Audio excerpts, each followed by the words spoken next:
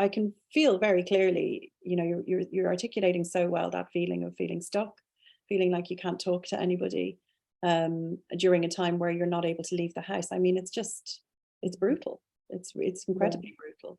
So take me to the moment where you first looked at that lake and what you were thinking.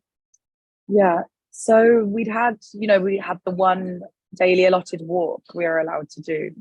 So that was kind of, I was going on that, and I remember I would often be kind of feeling like I was walking in a daze, this same feeling of just being utterly numb. And I'd kind of go out in a daze and come home, and I was really, really low, really low. Now I probably can say that was more than grief. It was maybe bordering into depression, or I lost my sense of purpose, which is interesting because statistically, those who've lost someone to suicide are actually more likely to go on and take their own lives themselves, which it seems astounding when you know what it is to experience that. But at some point on one of those walks, I was living in Oxford at the time. That's where I was locking down, and was very near Hinksey Lake, which is a mysterious, imposing, beautiful lake, kind of on the side of a train track.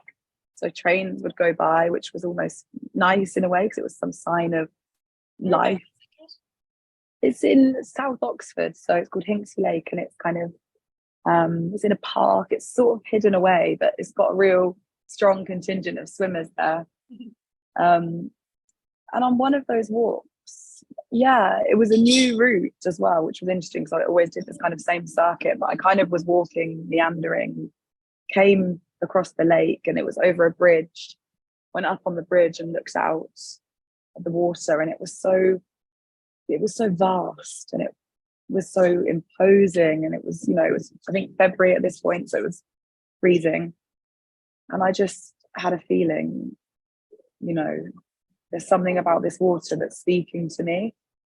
So I climbed down from the bridge and looked around, and no one was there, and I just took my coat off, and probably I was wearing this scarf, and I didn't have anything with me. I got in just in my underwear, but truly a dip, and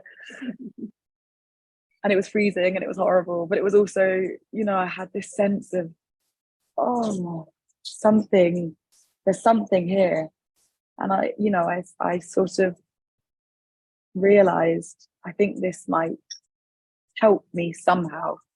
And so began, months of going every morning and slowly beginning to find some sense of peace.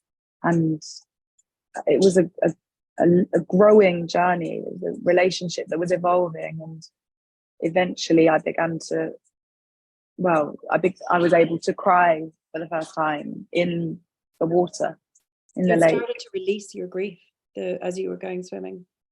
I literally would feel every morning that the apple would dislodge a little bit more.